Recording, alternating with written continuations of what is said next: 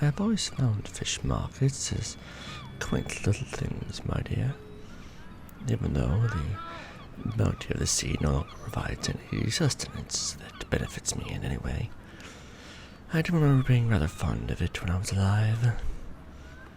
Believe me, my love, I do envy your variety in diet at times. Not often, but at times. Why not mix blood with whatever else I'm wishing to dine upon? Well, as I said, the blood may sustain me, but it is no different than you eating purely a diet of, say, cloth or parchment paper.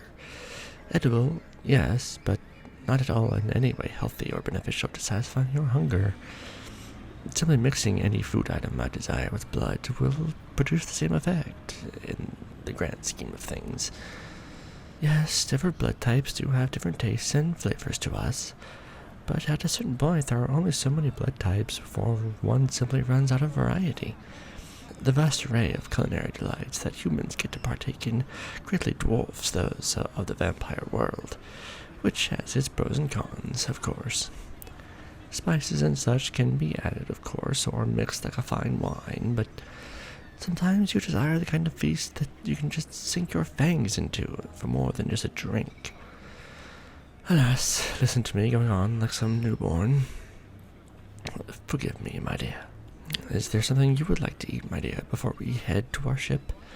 I have already met with the captain of our vessel while you slept this morning, and with the bits of gold we gathered before we left, he was more than happy to accommodate us. Giving someone 3 times their usual month's earnings will typically do that. Do I still have enough for food and whatnot? My dear, I do believe you are misunderstanding how much wealth one can collect over the course of a few centuries. I could purchase this entire town and port if I felt the desire. Though quite frankly, throwing around such blatant wealth and power would surely attract us more attention than would be comfortable. So we shall keep things low and simple. Pick out a few things from the fishmongers and fish sellers, and I will be sure to prepare the meal for you once we are settled into our ship. Yes, I shall plan to assist you in what matters I can, such as dining and other preparations. I am still your lord, after all. Just because I've cast aside my court and estate does not mean that I will simply throw away my dignity along with the rest of it. If I am to maintain my reputation once we establish my new court, I must uphold what honor and sophistication I have left in order to then spread it and educate my new children in such ways. Yes, I am getting rather dramatic again, aren't I? Apologies, my love. Pick out your meal, and we shall venture onward. And that is your meal plan, then. Excellent. Let us carry on, then. Our ship awaits. Is the sunlight bothering me? In a small way, but my cloak and hood is preventing the worst of it. If someone were to try and assault us, I guarantee that my strength would be, well, not at its highest. But I am still more than powerful enough to destroy anyone who would try to threaten you, my love. I am still a vampire lord dating back centuries. Give me a few drops of credit, please. No cursed Daystar is going to rid me of that. But, in all honesty, I won't complain once we are below decks. As I said, the cloak prevents the sun from completely robbing me of any strength, but that does not mean that it is at all comfortable for my skin or eyes to deal with. How are you doing, my dear? You haven't been up and about during the day much lately, so this is as much of a disruption to your schedule as it is mine. Tired after the long trip from the estate. Yes, I understand. Sleep is not as much of a requirement for my kind, but you still need it, and it is best if we are both at the best of our abilities in case that ragged necromancer or his minions plan to reclaim you. How did the old bag of bones come into my assistance in the first place? Well, that's a long story, but I suppose we have the time. I made a pact with him and his coven of necromancers to aid me when I seize the throne above all other vampire courts, and promised that in exchange I would provide them with fresh corpses, rare blood types, and other reagents to aid them in their necromantic experiments.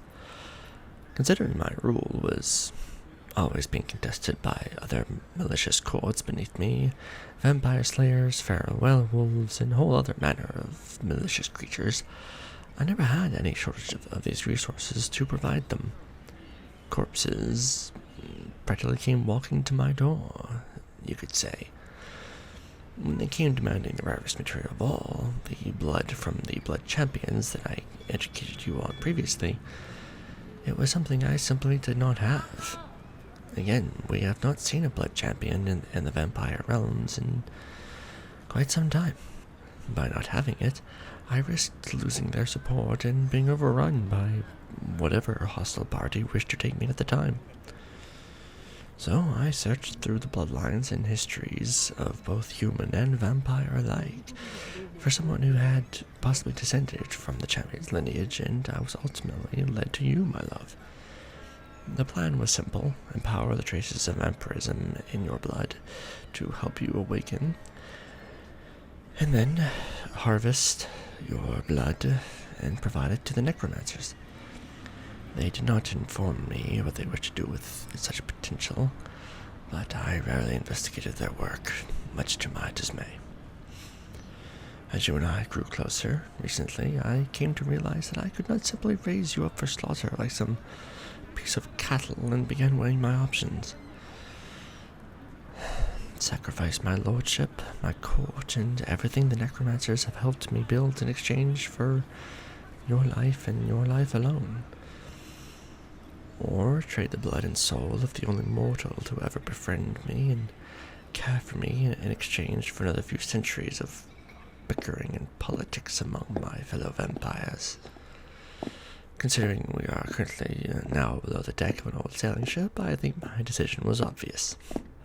I know that the necromancers have hurt people, innocent civilians and villagers, but seeing as how I only ever saw mortals as food, the remorse never really set in until I had you reside in my home, my dear.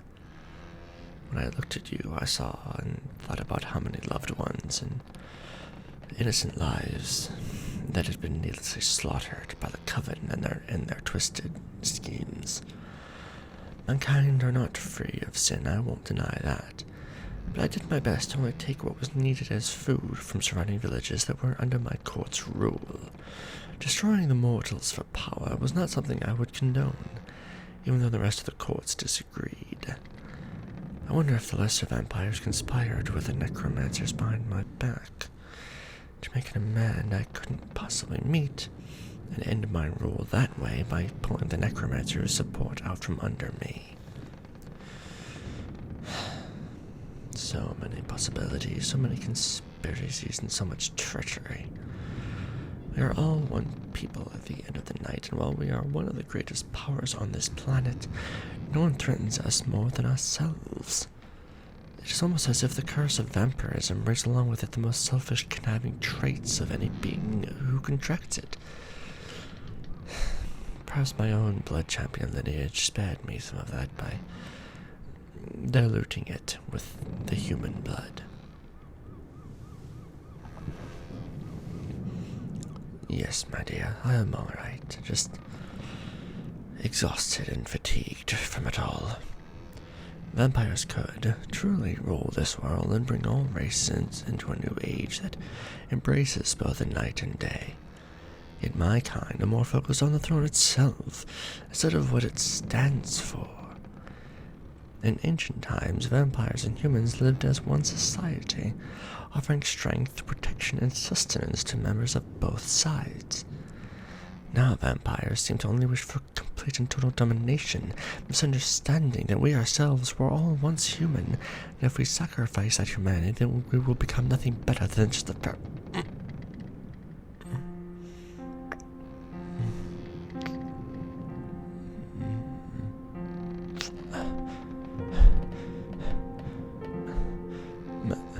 My love. Yes, you are right. I am winding myself into a frenzy, aren't I? Thank you for distracting me from it. Perhaps this lack of sleep is wearing on my mind more than I believed. Yes, now that we are below decks and settled, I do believe some rest would not be a bad idea.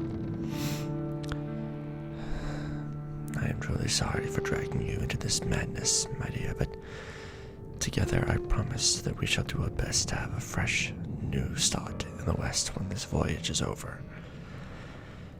For now, let us rest together here, and I shall prepare your meal once we have awakened. What will I do for food? Well, I did not realize that I have not fed since we left the estate. Do I wish to feed on you now? No, my dear, I can surely... Yes, you are right. If I am to protect you from the necromancers or any other threats we face on this voyage, I will need to be at my strongest. If you insist, relax.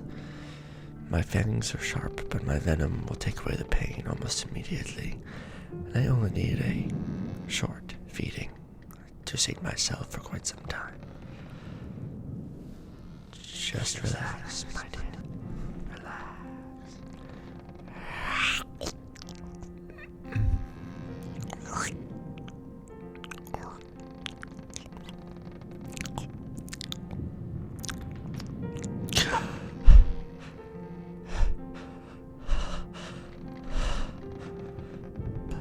By the darkest night, your blood is simply divine. Even the faintest trace of your vampiric lineage elevates the flavor and taste to levels I have never experienced. Yes, I am alright. I just need to compose myself. Yes, alright. I am alright.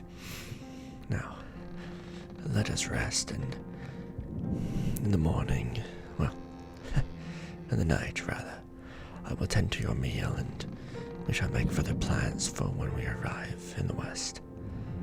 Rest well, my dear.